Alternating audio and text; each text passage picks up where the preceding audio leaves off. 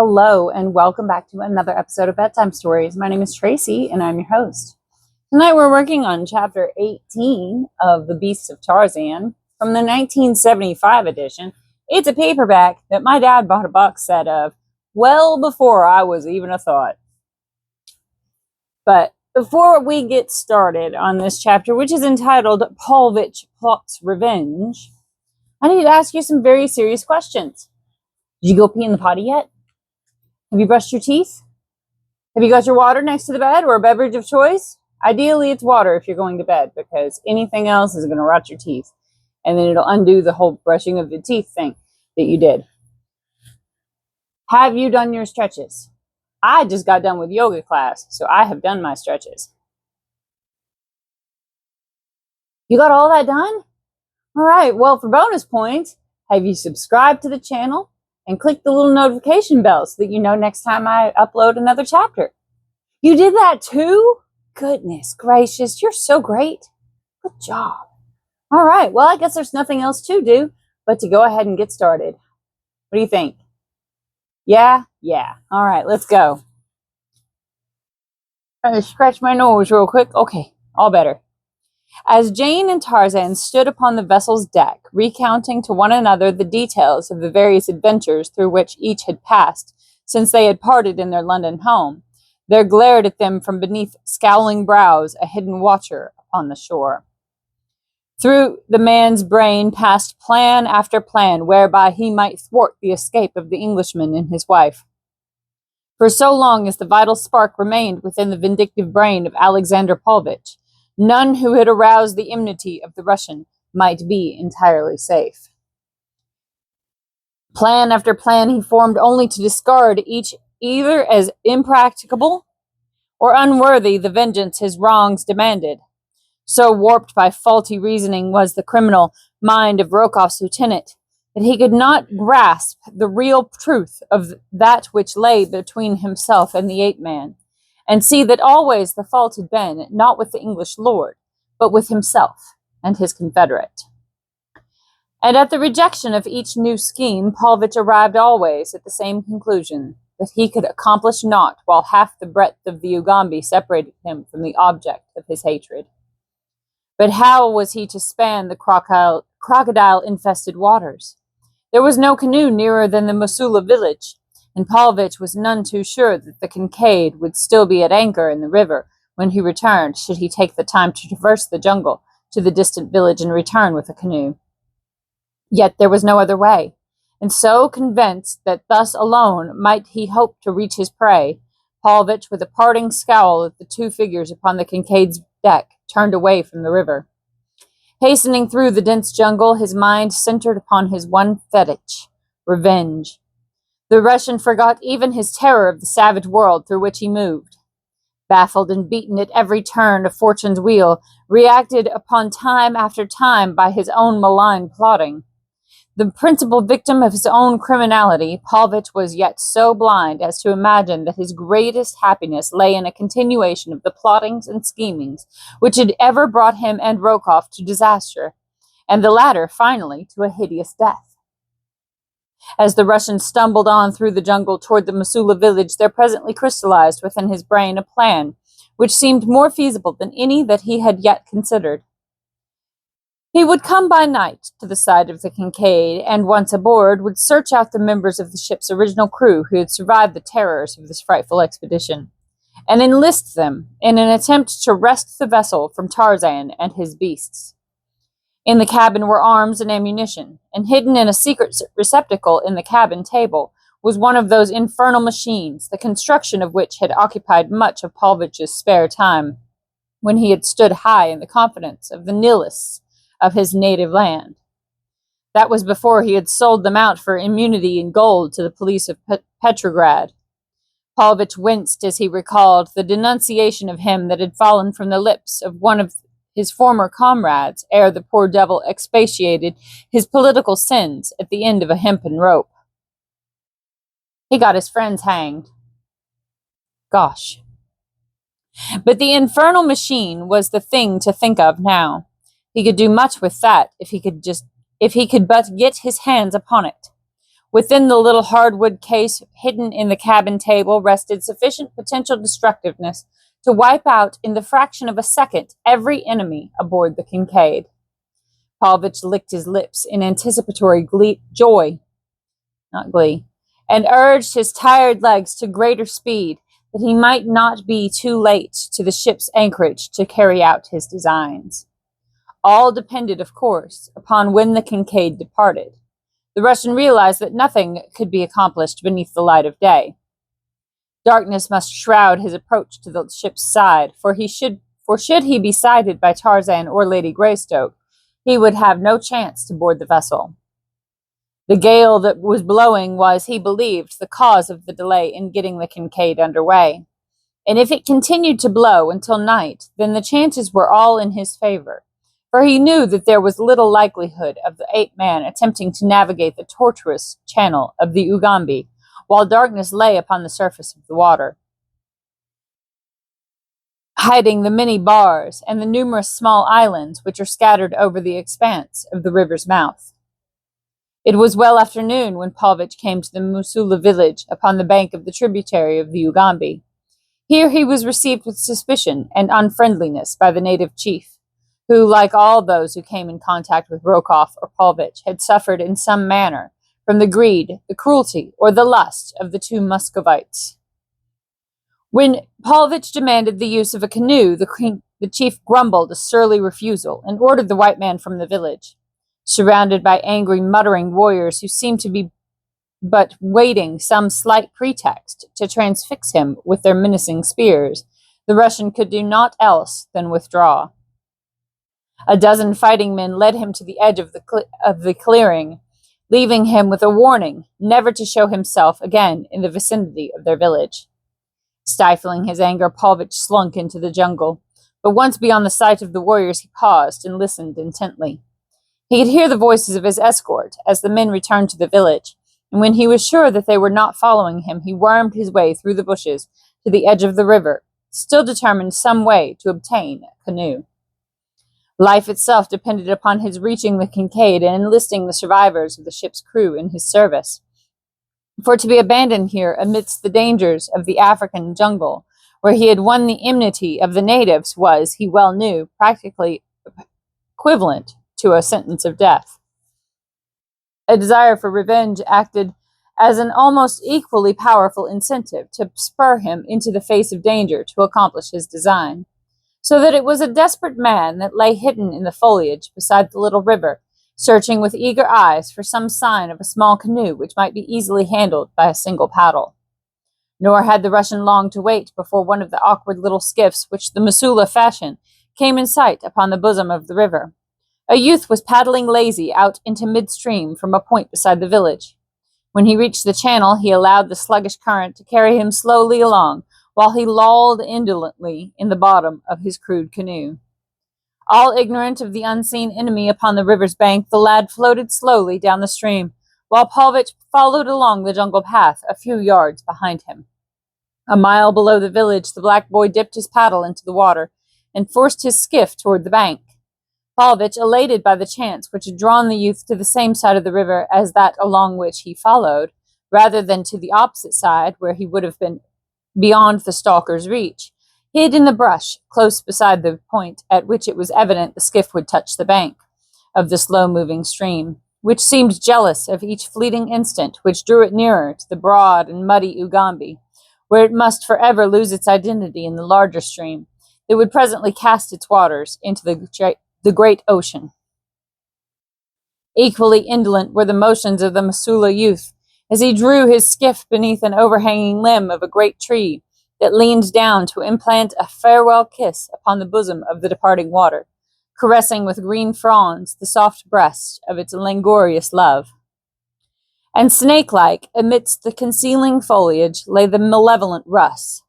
Cruel, shifty eyes gloated upon the outlines of the coveted canoe, and measured the stature of its owner, while the crafty brain weighed the chances of the white man should physical encounter with the black become necessary. Only the direst necessity could drive Alexander Paulvitch to personal conflict. But it was indeed dire necessity which goaded him on to action now. There was time, just enough, to reach the Kincaid by nightfall. Would the black fool never quit his skiff? Paulvitch squirmed and fidgeted. The lad yawned and stretched. With exasperating deliberateness, he examined the arrows in his quiver, tested his bow, and looked to the edge upon the hunting knife in his loincloth. Again he stretched and yawned, glancing up at the riverbank, shrugged his shoulders, and lay down in the bottom of his canoe for a little nap before he plunged into the jungle after the prey he had come forth to hunt. Paulvitch half rose and with tensed muscles stood glaring down upon his unsuspecting victim. The boy's lids drooped and closed. Presently his breast rose and fell in the deep breaths of slumber. The time had come. The Russian crept stealthily nearer. A branch rustled beneath his weight, and the lad stirred in his sleep. Paulvitch drew his revolver and leveled it upon the black. For a moment he remained in rigid quiet, and then again the youth relapsed into undisturbed slumber. The white man crept closer. He could not chance a shot until there was no risk of missing. Presently he leaned close above the Missoula. The cold steel of the revolver in his hand insinuated itself nearer and nearer to the breast of the unconscious lad. Now it stopped but a few inches above the strongly beating heart. But the pressure of a finger lay between the harmless boy and eternity. The soft bloom of youth still lay upon the brown cheek. A smile half parted the beardless lips. Did any qualm of conscience point its disquieting finger of reproach at the murderer? To all such was Alexander Paulvitch immune. A sneer curled his bearded lip as his forefinger closed upon the trigger of his revolver. There was a loud report. A little hole appeared above the heart of the sleeping boy, a little hole about which lay a blackened rim of powder-burned flesh. The youthful body half rose to a sitting posture. The smiling lips tensed to the nervous shock of the momentary agony which the conscious mind never apprehended, and then the dead sank limply back into that deepest of slumbers from which there is no awakening. The killer dropped quickly into the skiff beside the killed. Ruthless hands seized the dead boy heartlessly and raised him to the low gunwale. A little shove, a splash, some widening ripples broken by the sudden surge of a dark hidden body from the slimy depths, and the coveted canoe was in the sole possession of the white man, more savage than the youth whose life he had taken. Casting off the tie rope and seizing the paddle, Paulvitch bent feverishly to the task of driving the skiff downward toward the Ugambi at top speed. Night had fallen when the prow of the blood-stained craft shot out into the current of the larger stream. Constantly the Russian strained his eyes into the increasing darkness ahead, in vain endeavor to pierce the black shadows which lay between him and the anchorage of the Kincaid. Was the ship still riding there upon the waters of the Ugambi, or had the ape-man at last persuaded himself of the safety of venturing forth into the abating storm? As Paulvitch forged ahead with the current, he asked himself these questions, and many more beside, not the least disquieting of which were those which related to his future, should it chance that the Kincaid had already steamed away, leaving him to the merciless horrors of the savage wilderness.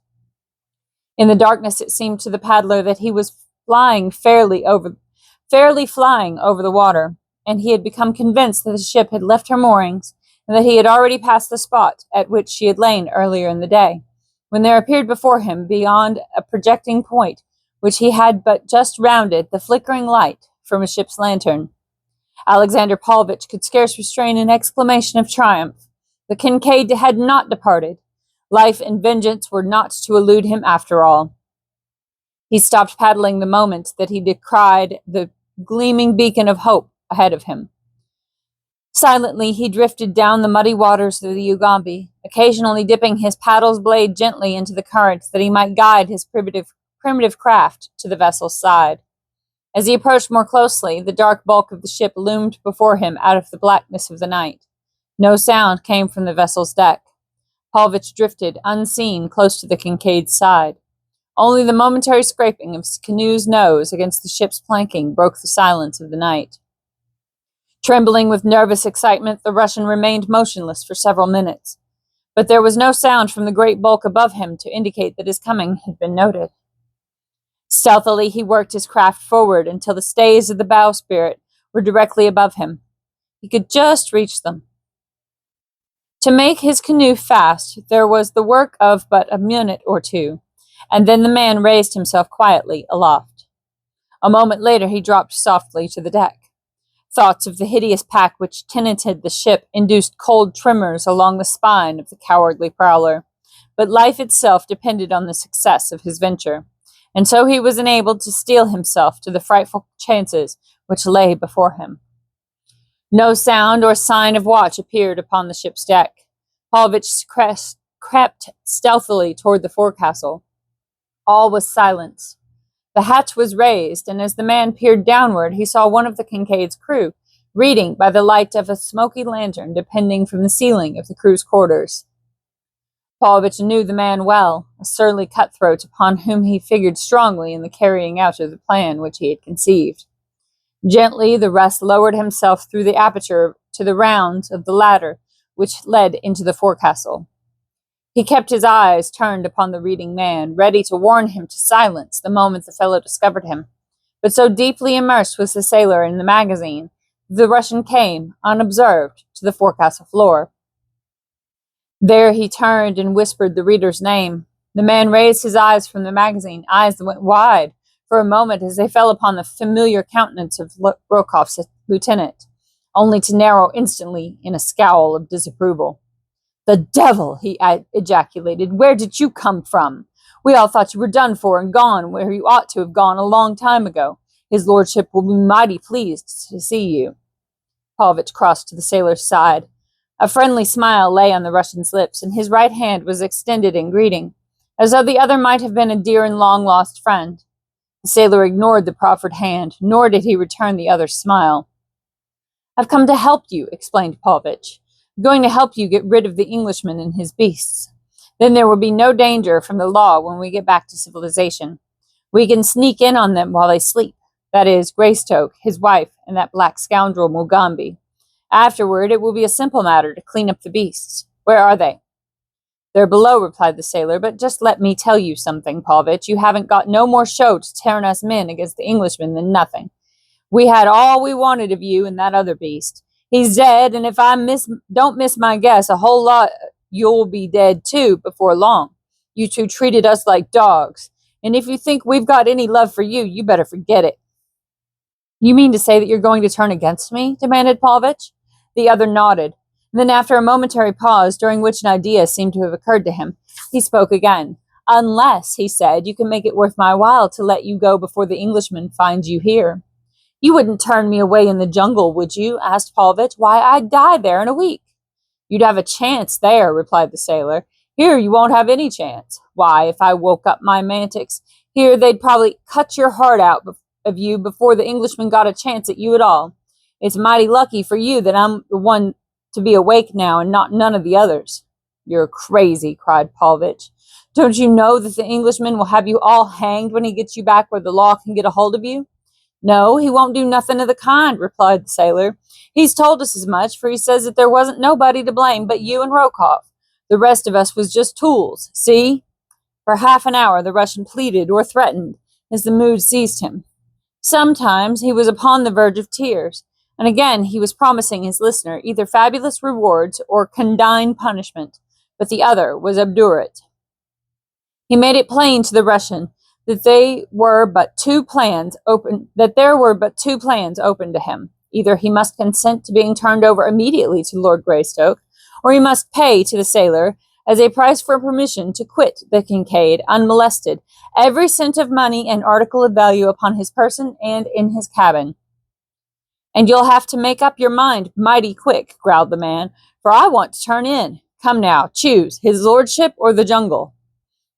"You'll be sorry for this," grumbled the Russian. "Shut up," admonished the sailor. "If you get funny, I may change my mind and keep you here after all." Now Paulvitch had no intention of permitting himself to fall into the hands of Tarzan of the Apes if he could possibly avoid it.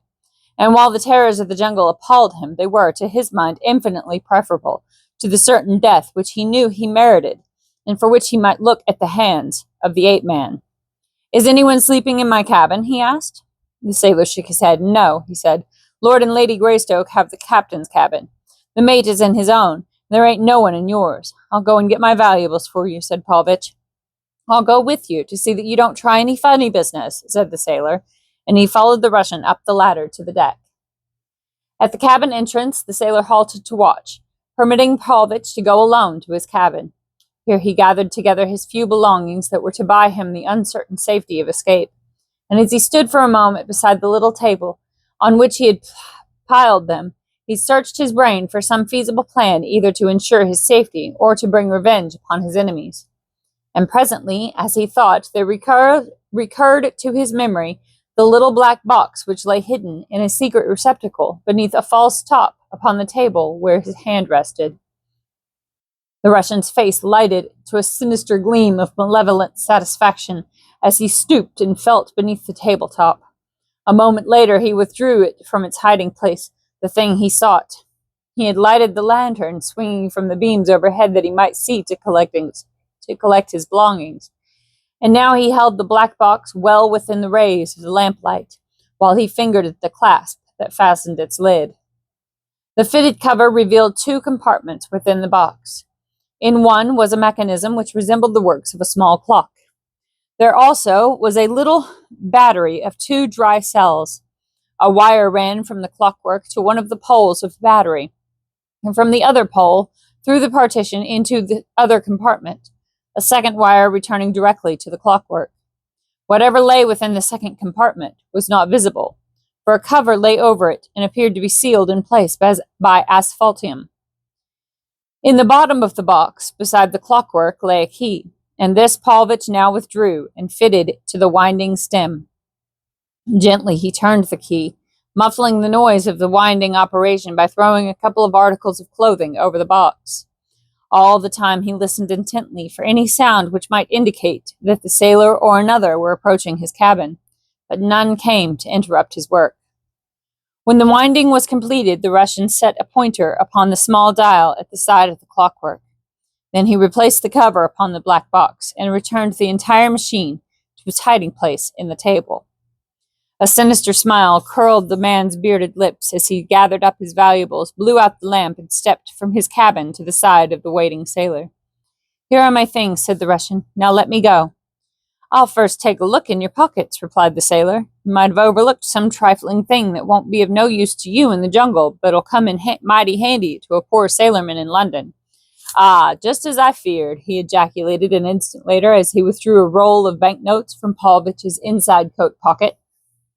The Russian scowled, muttering an imprecation, but nothing could be gained by argument, and so he did his best to reconcile himself to his loss in the knowledge that the sailor would never reach London to enjoy the fruits of his thievery. It was with difficulty that Paulvitch restrained a consuming desire to taunt the man with the suggestion of the fate that would presently overtake him and the other members of the Kincaid's company. But fearing to arouse the fellow's suspicions, he crossed the deck and lowered himself in silence into his canoe. A minute or two later he was paddling toward the shore to be swallowed up in the darkness of the jungle night, and the terrors of a hideous existence from which, could he have had even a slight foreknowledge of what awaited him in the long years to come, he would have fled to the certain death of the open sea rather than endure it. The sailor, having made sure that Paulvitch had departed, returned to the forecastle, where he hid away his booty and turned into his bunk, while in the cabin that had belonged to the Russian there ticked on and on through the silence of the night the little mechanism in the small black box, which held for the unconscious sleepers upon the ill-starred Kincaid the coming vengeance of the thwarted Russian. Dun dun dun! That's the end of chapter 18. Did you enjoy it? It was exciting, wasn't it? Well, good night. Sleep tight. Don't let the bed bugs bite. And if they do, you bite them back. I love you so very much. Good night.